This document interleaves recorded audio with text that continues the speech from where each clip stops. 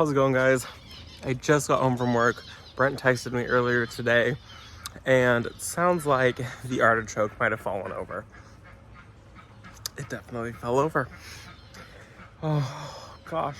We've had winds that were like 40 miles an hour plus, and that's the result. I'm gonna see if I can save it. Otherwise, I guess I'm harvesting artichokes. Okay, well, you can see the base of this thing is massive, but it doesn't look like it broke, so I think we're good there. I think the plan is I'm gonna take it and I'm gonna try and tie it up to the fence here. Wish me luck, because I really want to be able to use some of these this year, especially these little smaller ones. They definitely, some of them are getting ready to be harvested, but I don't want to lose the whole thing. I was so excited about it. So I have twine and just a pair of snips. I'm gonna set the tripod up and we'll see how this goes.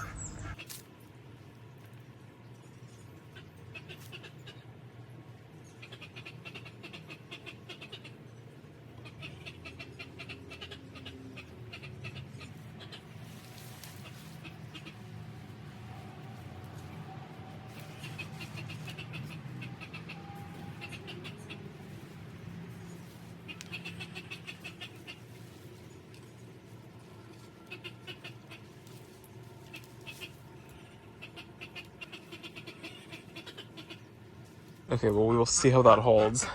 I just did a single piece of twine from one side, kind of wrapped around and then attached to the fence on the other side. And you can see, look at, just from being on the ground from one day, the curve that these guys got from trying to still reach for the sun. They're so not used to getting winds like that. A lot of things have been blown over. You can see this rose, look at that. And there's like a huge hole in it now. It was totally filling that gap in. The artichoke obviously got hit, so I think this section, maybe the wind was blowing in this way. I can't really tell. A few other things around the property got hit by the wind. One of our birch trees that's right here is now leaning over the fence a little bit. And it's kind of crazy because it wasn't like that long that we had of a windstorm, but it was really intense. So it was a lot of wind. So I need to stake up this birch tree now. Look at the lean that it's got going on. That one, and then this one. Like, it should be straight with this stake right here. But, whoo, yeah. It was kind of crazy, and I mean, I'm still in my work clothes. So, I'm gonna just stake that up really quick. Also, I'm glad that the artichoke didn't snap at the base. If it had snapped at the base, it just would have been done, goner, and I would have been out all those artichokes. I would have been so sad, because look how many there are. And I've waited this like 3 years now of me wanting artichokes. So I've got those done. So that's really exciting. I'm happy that none of them broke. So that's a pleasant surprise. I thought that they were totally gone. But also wanted to show you guys one of my peonies that's about to open. Okay, these peonies are massive right now. But look, we are so close. If I wanted to bring it in, this is the stage that you want to bring them in. So this is called the marshmallow stage when they're squishy like that. And that's how you know that they're ready to be brought in. If I wanted to, I could harvest all of these little guys and just cut them off, and that'll give me larger blooms here. But I don't know if I care that much. I want as many blooms, whether they're tiny or not. I waited 3 years. You can see this thing is just full of them. So I cannot wait for that one to open. Oh, the ants on the peony is not a problem. They won't harm the peony at all.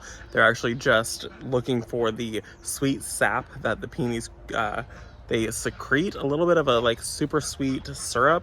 And so they go after that, which is actually really helpful, because if the ants weren't there, then your peonies are sticky. So they're not harming them. They're not gonna bring aphids to your peonies. They just take all the sap off of the peonies, so that way you don't have sticky peonies. So ants are helpful in that way in the garden. Now, what else was I gonna do today? Ooh.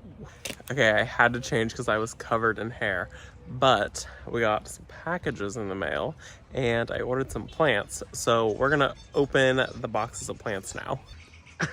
No, that's not the one.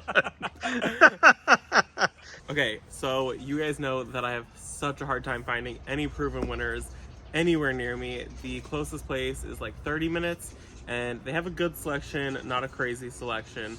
And then other than that, maybe an hour and a half, 2 hours away from me, there's nowhere that sells a decent amount of proven winners. So I went shopping online and ordered these. This isn't all of them. There's still one more package that's supposed to be coming, but we got these ones, so we're gonna open these guys. I bought all of these from Home Depot. I just typed in proven winners and there was a sale going on. I think it's still going on, but let's just open these up. First box. I don't exactly remember what I ordered because it might have been like Ambien shopping without the Ambien. So, okay. So they come in little packages in these cutouts in this box. Make it so that they don't fall over. That is super genius. So first one is these pack of 4. This first one, this is Super Tunia Honey, and there was 4 of them. So the deal was, I think online they're originally $44 for a pack of 4 of these, but they were on sale, so I bought them, and it was a pack of 4 for $33. So, I mean, I didn't think that was like too bad for the fact that I was buying them online and the fact that there's nowhere around me that carries any proven winners at all. So 4 of these guys, and you know what? For coming in the mail, and they spent 4 days in the mail, they look pretty good. I'm super happy with that. 4 days in a dark box without water. There's still a little bit of moisture left in the box. I think that these little bags that they had them in really help retain some of that moisture.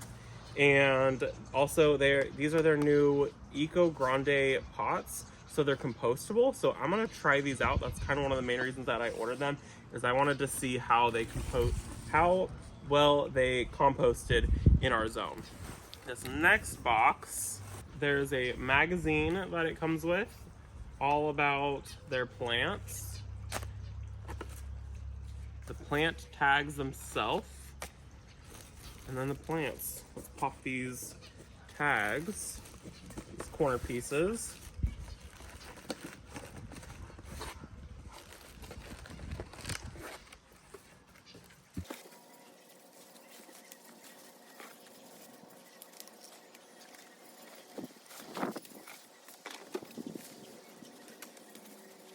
So at first I was like, well, how am I supposed to know which one is which? But they put little barcodes on them telling you exactly what is what. So this is a Yuki snowflake, and I'm not even going to try to pronounce it. 1 to 2 feet tall and wide. It's got a little strange guy. I'll probably just trim that back. But you know what? I'm not mad at that at all. This is it in mass in the landscape. Super beautiful. I got this in the white and in the pink. The pink is the cherry blossom. So both of these are a zones 5 through 8, and they get about 2 feet tall and wide at maturity, and they want full sun. So really, really excited for both of those. I think those are gonna be really pretty. Anything that says cherry blossom, I'm all for. It's definitely my favorite. The next one here, I've never grown this before, and these leaves are velvety. It's super pretty. This is a bluebeard called Beyond Pink, and you know, it's not in bad shape at all for coming in the mail, spending 4, maybe 5 days in the mail. 1 broken stem and 1 kind of sad stem. But you know what? It's totally fine. This is a zones 7B through 9, so it definitely likes warmer zones, and it's gonna get 2 to 2.5 feet tall and wide at maturity. And then the last one that I bought is this beauty. You guys know I love anything that's variegated. This is a euonymus called White Album Winter Creeper, and really, really beautiful. I love this. All these plants are gonna be really happy to be out of this box now. This guy is a zones 5 through 8, and also only gets about 2 feet tall and wide at maturity. So I picked up some smaller size plants, and I think each of these were maybe like $18 a piece. And then this was the big spend at $33 for the 4 of them. And then I have one more plant coming, and that is a 1-gallon container, so it's in a much larger container. These are their quart size containers, I believe. And whenever that gets here, it's been in the mail for like 7-8 days now. We will see. I'll show you guys that one also, but you know what? Overall, really happy to have all of these in the garden. You guys will see videos coming very soon about all of these.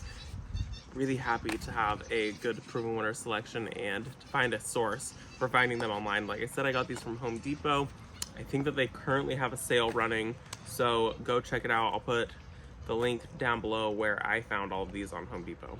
Okay, and one more thing also, since those are unboxed, I need to water and feed. I don't need to water, they're on drip, but I need to feed my Super Peony Vistas that I have the silver berries that you guys saw me plant, and I need to water them. So I grabbed this right here. This is the Proven Winners water soluble fertilizer, and this stuff is game changer in the garden. So I need to mix up a gallon of that and go water those petunias really quick. It's super easy to do.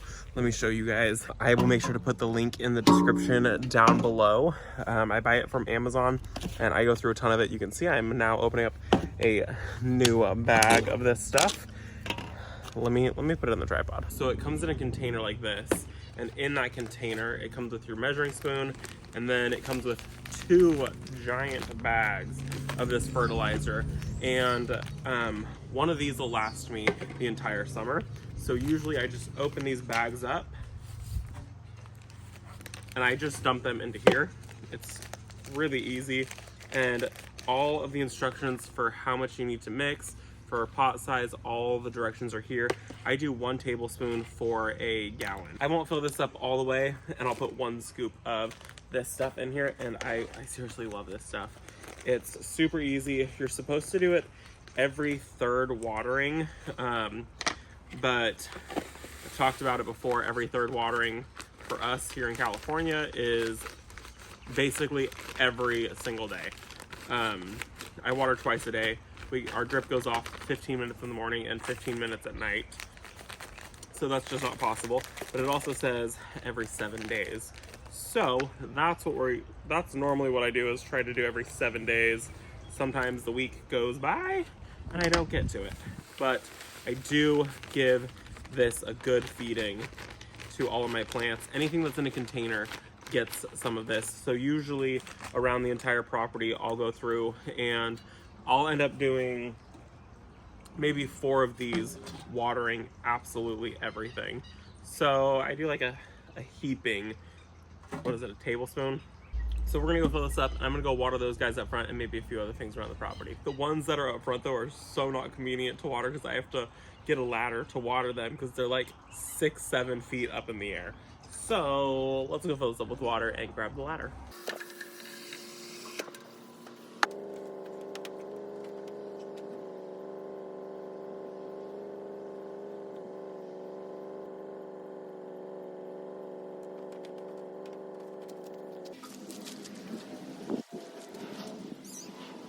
Okay, those are watered and obviously looking so much better than they looked when they first got put in. Really happy with how those are looking, and I'm sure that they will appreciate a good, healthy feeding. This is my favorite watering can, by the way. You can see how hard our water is here. This I have repainted every year, and the hard water stains here are just insane. It's terrible, but I love it because this part screws off and you can buy different attachments. I bought this in Texas and actually cleared out room in my suitcase when I was with my mother. We went to we went to an Amish farm out there and they had all kinds of cool stuff. So cleared out room in my suitcase to bring this back from an Amish farm. So yeah, that's gonna be it for this video, guys. I hope that you enjoyed it, and I will see you in the next one. Bye, guys.